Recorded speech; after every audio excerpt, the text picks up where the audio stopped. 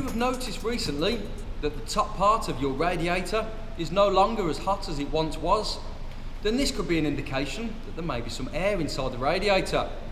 Now, it's perfectly safe and simple for you to try and remove this trapped air by following these simple steps.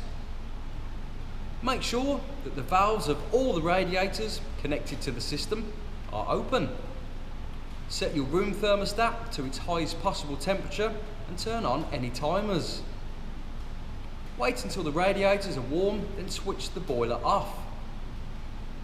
Work from the lowest radiator in the property.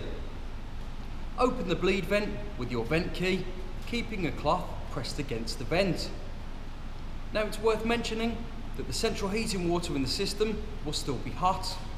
Wait until water comes out of the bleed vent and then close by turning your vent key clockwise. Before turning the boiler back on, check that the water pressure in the system is still adequate.